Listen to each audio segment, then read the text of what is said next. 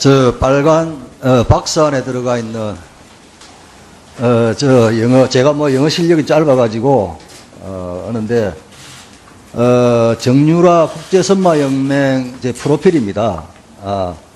아버지 정윤회가 헤드서버드 박근혜 대통령의 보좌관으로 지금까지 일해오고 있다고 해석되는 맞죠?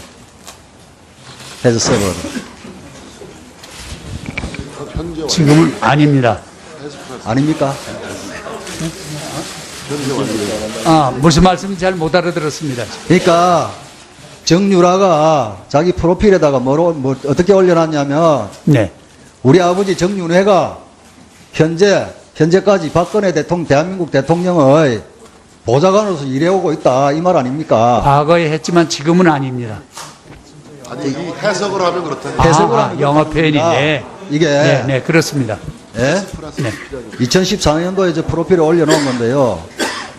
여러 인민들께서 말씀하셨지만 최순실 씨가 누군지 모르겠습니다. 그런데 그 양반이 뭐 대통령 연설문 고치는 게 취미다 이렇게 호가호위하고 다니고 그러니까 저 딸도 저러고 있습니다. 예? 이렇게 호가호위를 하는 거예요. 도대체 예?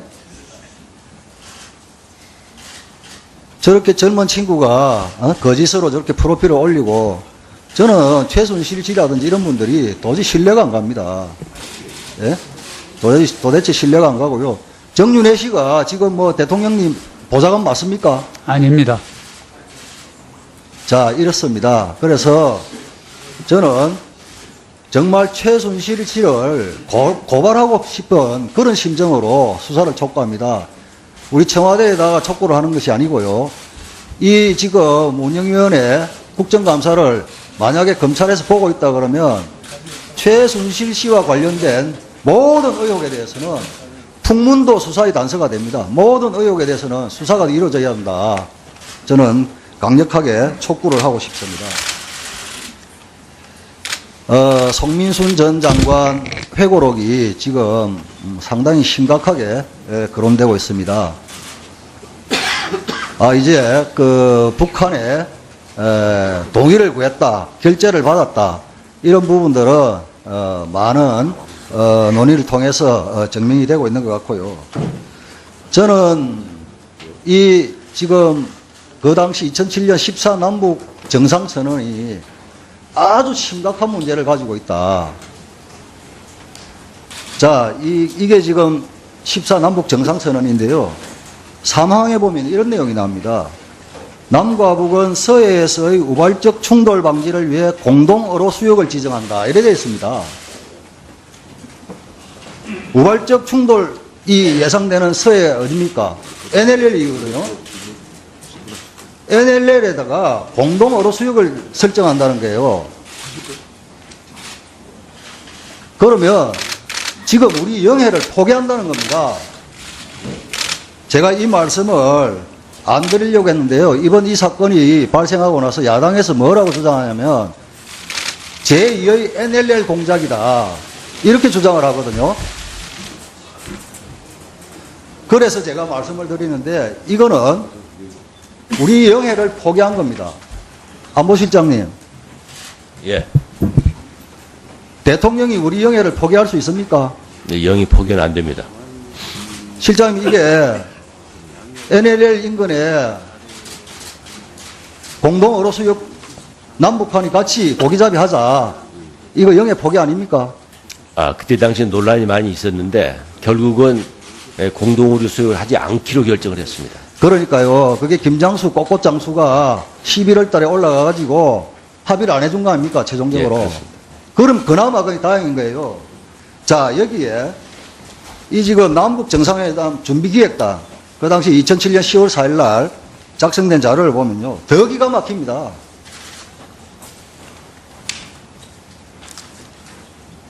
한강하구 공동이용사업은 골재 판매 수익 이래가지고 한강하구를 북한하고 같이 모래 파서 팔아먹자는 거예요. 이 당시에 기획단에서 자기들이 설명해놨어요. 한강하구 골재 부존량은 10억 8천만 입방메타로서 수도권에서 20년 이상 사용 가능한 규모, 현 북측산 바다모래 가격으로 환산할 경우 28억 불. 예? 이런 거예요. 28억 불이면 대략 계산해도 3조가 넘습니다. 그러면 1조 5천억이 북한에 가는 거예요, 이게. 이 한강하고도 포기하겠다는 겁니다. 한강하고도. 자, 배 한번 띄워주세요. 안보실장님, 여기가 어딘지 압니까? 지금 우리 선량한 주민이 낚시하고 있죠. 예. 이게 연평도입니다. 그런데 저 떠오는 배 있죠. 저게 중국어선입니다. 다음 한번 보십시오. 이게요, 연평도 언덕에서 찍은 겁니다. 연평도 언덕에서 바로 앞에 지금 수십 척의 배가 있습니다. 저게 중국 배들입니다. 중국어선들입니다. 만약에 이때 14선은 이게 성사가 되어가지고 김장수 장관이 여기에 11월 27일 날부터 29일 그 실무장관에 의해서 이걸 만약에 합의를 해줬다 그러면 지금 여기에는 북한 배, 중국 배 다 들어오는 겁니다. 이런 식으로 NLL을 포기하는 거예요. 더더욱더 문제가 되는 것은 대통령이 되겠다는 분이 지난 10월 4일 올해입니다. 14선은 9주년 행사장에서 뭐라고 하는 줄 압니까? 사상 최악의 남북관계 또 사상 최대의 안보기는 박근혜 정권의 안보 무능과 무책임 그리고 무모함이 드러낸 결과다. 해법은 딱 하나밖에 없다. 14정상선은 합의정신으로 돌아가는 것이다. 이 정상선언에 의해서 NLL 포기하겠다는 겁니다. 이런 분을 과연 대한민국 대통령으로 만들어서 되겠냐? 이렇게 이야기를 하고 있는데 색깔론이라고 주장을 합니다. 얼마나 심각한 문제입니까? 안보실장님.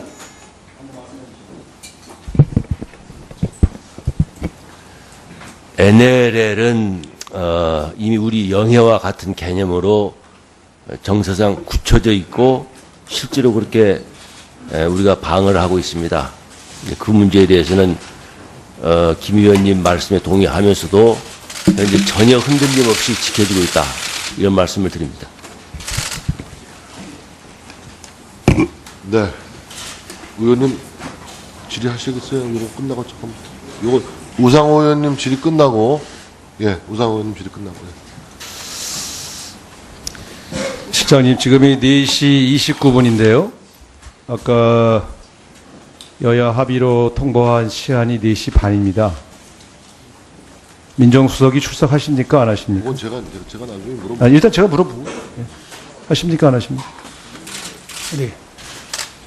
지금 답을 하는 게 해도 되겠습니까? 아니, 짧게만. 다시 한 거는 또 위원장님이 물어볼 텐데. 하냐 안 하냐만 말씀해 주시고 나머지는 위원장님께서 진행하실 겁니다. 참석 안 하시죠? 네. 아니, 이게 뭐 길게 말씀하시는 건 위원장님 말씀에 답변하시고. 네. 전 사실관계만. 지금 그 받으신 쪽지가 이제 청와대에서부터 전해온 쪽지일 텐데, 네. 지금 실장님께서 우병우 민정수석과 직접 통화하셨습니까? 직접은 못했고 우리 정무수석이 아니에요. 제 질의 시간인데. 실장님께서 직접 통화한 결과를 최종적으로 얘기해 주세요. 네, 직접 알겠습니다. 통화한 결과. 네. 자리 좀 떠도 되겠습니까? 우 대표님 질의 끝나고, 제가 수석이 네, 아니에요. 우 대표님 질의 끝나고 잠깐 나가셔서 우병우 민정수석과 최종적으로 네. 실장께서 직접 통화한 결과를 위원회에 보고해 주십시오. 알겠습니다. 네. 다시 질문 시간 다시 좀 보장해 주시죠. 예. 미안합니다. 네, 아닙니다. 뭐. 제 질의 시간을 처음부터 다시 해 주십시오. 네. 오늘 이제 계속 얘기가 되고 있는데 사실은 이게 신문별로 쭉 의혹이 제기된 걸 보시면 좀 산만하실 거예요. 제가 좀 정리를 해드리겠습니다. 이건 최순실 게이트라고 명명된 이 문제는 사실은 세 개의 카테고리로 보시면 매우 단순합니다. 첫 번째는 대통령의 지시나 권고를 받아서 안정범 수석이 기업 모금에 관여해서 기업들이 이틀 사이에 돈을 만들어서 재단에 돈을 태웠다. 요게 하나의 카테고리입니다. 안정범 수석은 그 부인하고 계시고요. 기업이 자율적으로 했다 이렇게 돼 있죠. 두 번째는 그렇게 재단에 돈이 태워지니까 문화 권력자인 차은택 씨를 지명해서 여긴 최순실 씨와 관계가 있다고 이제 제기되는 의혹입니다. 돈이 많이 생기니까 이제 문화계의 에이스들을 딱 모아서 재단의 활동을 했는데 이 과정에서 문화 권력자인 차은택 씨가 국정을 농단하고 여러 가지 이권에 개입하면서 자기가 친한 친분이 있는 사람들의 회사에 일감도 나눠주고 뭐 등등등 국가의 일을 독점했다. 이런 게 하나 두 번째가 되는 것이고, 이게 국정농단 게이트입니다.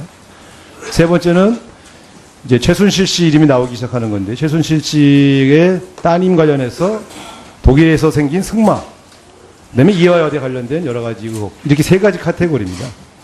그래서 이게 다 굉장히 다른 이 사안인데 거기에 키워드가 계속 최순실 이렇게 나오는 것이죠. 거기에 안종범 수석이 나왔다 들어가기도 하고, 이승철 씨가 나왔다 들어가기도 하고, 차은택이 들어갔다 나갔다 하기도 하고, 또 이화여대 총장이 나왔다 들어가기도 하고, 뭐 지도교수가 나왔다 들어가기도 하고, 이런 겁니다. 사실은 카테고리는 그 세 개입니다. 그래서 이제 이것들에 대해서 각각의 이제 질문을 하는 것이죠.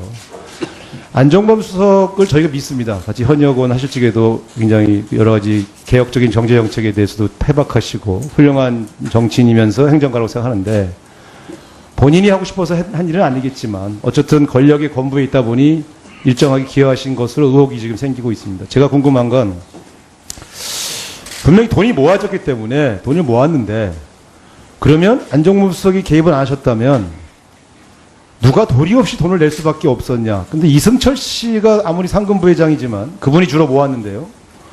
이승철 씨 보고 대기업들이 이틀 만에 그 수백억의 돈을 모았다. 저는 아무리 봐도 이건 좀 성립이 좀 어려운 얘기가 아니냐. 그렇다면 이승철 씨가 주로, 안종범 수석의 말이 진실이라면 이승철 씨가 안종범 수석을 팔아서 돈을 모았다는 얘기인데, 이승철 씨는 얘기 안 합니다. 안종범 씨도 얘기 안 하고요.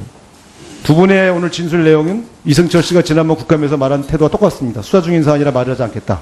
그래서 저는 이것도 두 분이 짰나 싶을 정도로 아주 똑같이 답변을 하고 계신데요. 결국 우리가 의혹을 해명해야 되는 건, 돈을 낸 기업이 무슨 죄가 있겠습니까? 돈을 내게 만든 곳이 어디냐, 이것을 밝히는 게 중요하다고 봅니다. 안종범 수석은 아니시라고 해석하시니까요. 근데 상식적으로 이틀 만에 수백억을 돈을 냈다는 전례가 없기 때문에, 이례재단 이후로 이게 이런 일이 없었기 때문에 이게 유사성이 자꾸 확인되는데요. 재단의 취지는 좋습니다. 한류를 융성하고 문화 융성, 또 스포츠 육성, 인재를 육성하고. 그러니까 문제는 취지가 좋지만 실제로는 돈을 모으는 방법이 비정상적이었고 정경유착의 의혹이 있다는 것이 이제. 자, 이렇게 얘기합니다. 기업이 사회공헌하는데 왜 문제냐? 맞습니다. 기업의 사회공헌은 더 권장해야 되는데, 기업의 사회공헌은 자발적으로 이루어지고 그 기업의 특성에 따라 이루어져야 됩니다. 지금도 기업이 사회공헌을 많이 하는데 저렇게 전 대기업이 하나의 사회공헌 아이템을 같이 한 예가 별로 없습니다. 모범 사례라고 볼 수 있겠지만 이렇게 획일적으로 하지는 않죠. 예를 들어 어떤 기업은 문화예술을 키우고, 어떤 기업은 복지 쪽에 더 치중을 하고, 어떤 쪽은 해외교류를 치중하고, 이렇게 하지 않습니까? 그렇게 가는 것이 사회공헌의 정신에 맞죠. 문화사업이 아무리 중요하다고 해서 권력이 관심 있는 사업에 전체 대기업을 동원하는 방식, 이게 과연 21세기 대한민국의 자화상으로 맞냐? 저는 취지가 아무리 좋지만 방식과 절차와 그 과정 자체가 다 옳지 않았다, 이렇게 봅니다. 이것은 앞으로 밝혀야 할 문제고요. 두 번째는 미르K 재단이 만들어져서 개입하는 사업들이 좀 고약합니다. 특히 가능한 한 대통령 사업에 관여시키지 않아야 되는데, 외교안보 수석님 답변 준비하시고요. 제가 볼 때는 어떻게 창립한 지 몇 개월 안 되는 재단들이 대통령 순방 사업에 그렇게 여러 사업들에 관여할 수 있느냐. 제가 출판사도 했고 프로덕션도 했고 제가 시공테크도 잘합니다. 네, 다 망했지만 제가 한 사업은 절대 청와대 아이템을 못 답니다. 창립된 지 검증된 회사나 검증된 재단, 검증된 사람들로 이루어지지 않으면 청와대는커녕 문화부 사업도 못 따냅니다. 그것이 수많은 문화인들이 알고 있습니다. 저기 수석님 미르K 재단 잘 아세요 원래? 원래 잘 아셔서 그거 대통령 순방 때마다 그쪽 관여하도록 허용하셨나요? 대통령 순방 그 사업을 준비하는 과정에서 참여한 그 재단으로서 알고 있습니다. 수석님은 잘 모르시잖아요, 그 재단들을. 그죠? 저희 대통령 순방 프로그램의 예. 일부를 맡아서 한 재단으로. 아니, 또 외교 순방한 사업들의 프로그램들은 다 점검하시잖아요. 수석, 예, 예. 그래도 외교안보 수석이신데. 근데 미르K 스포츠 재단이 처음에 어떤 사업을 만든다고 할 적에 여기 어디야? 라고 물어보실 수 있잖아요. 왜 이런 게 끼어 들어오지? 그렇게 의문을 안 가셨나요? 저희들이 그 관계부처하고 모여서 네. 그 회의를 하면서 그 아이디어를 내고 그럴 때 같이 참여해서 아니, 이게 이제 사업을 계획을 했습니다. 그렇게 한데 적어도 순방의 프로그램 각을 책임져야 할 수석이기 때문에 이런저런 사업들이 끼어 들어오면 이거 뭐야? 이렇게 물어볼 수 있는 거잖아요. 그렇게 안 물어보셨어요? 그건 아까 뭐 저희 안수석도 말씀드렸습니다만은 전경련에서 네. 그 저희 그 문화 창조라든지 또 문화 형성이라든지 창조 경제에 네, 그 정도로 하시죠. 그런 걸 네. 제가 수석님을 괴롭히려고 한 건 아니고요. 전경련은 돈은 냈지만 미르케이가 어떻게 사업하는지 전혀 모릅니다. 각 개별 대기업도 모릅니다. 돈만 내고 끝난 거예요. 무슨 전경련이 그 사업을 합니까? 말도 안 되는 소리고. 그러면 이 사람들을 청와대에 연결한 사람이 있을 텐데 그게 교육문화수석인지 외교수석은 아니시잖아요. 모르실 거라고. 실장님, 이런 경우는 교육문화수석들이 추천합니까? 관계부처라는 게 교육문화수석이 하신 건가요? 그것도 모르시죠? 케이스마다 다 다르기 때문에 일률적으로 말씀을 못 글쎄요. 드리겠습니다. 제가 볼 때 국민적 의혹이 증폭되는 건 모든 게 비상식적이고 비정상적이어서 생긴 겁니다. 왜 유독 박근혜 대통령이 있는 청와대에서 왜 모든 의혹이 출발했고 왜 그 사업들이 있느냐 하는 것이 의혹의 핵심인데 아무도 해명을 안 하고 알려없다고만 다 가르치고 하니 의심이 증폭되는 거예요. 이 점에 대해서 당무 수사를 통해서 대해줘야 할 텐데 관련된 청와대 부서들도 가능한 진실에 답변을 해주셔야 사람 풀지 않겠냐. 다만 하나 안타까운 것은 국가 장래를 위해서 정말 좋은 아이디어를 낸 것이 왜 이런 의혹과 연결되는지에 대해서는 너무나 안타깝고 아주 억울하다는 생각이 듭니다. 취지가 좋아도 그 절차와 과정이 불분명하고 특정 비선 실세의 압력 때문에 부처와 청와대가 농단을 당했다는 것입니다. 이건 앞으로 이제 그건 안 돼요. 조사 과정에서 뭐 잘 가려지지 않겠습니까? 우리 안 되겠습니다. 알아요. 알면서 그런 시간을. 네, 수고하셨습니다. 김관영 의원님, 그 혹시 그 질의 내용 중에 비서실장에게 질의하실 사항이 계십니까 지금? 혹시 안 계시다면 제가요, 그러면 비서실장님한테 질의할 건 추가 질의 때 하고 그렇게 예 그러면 다른 분들한테 지금 비서실장님은 잠깐 용무를 보시고 우병우 민정수석과 통화를 직접 하셔가지고 오늘 국회 운영위원회가 요구한 사항에 대해서 그 분명한 답변을 최종 답변을 받아서 이 위원회에 좀 보고해 주시기 바랍니다.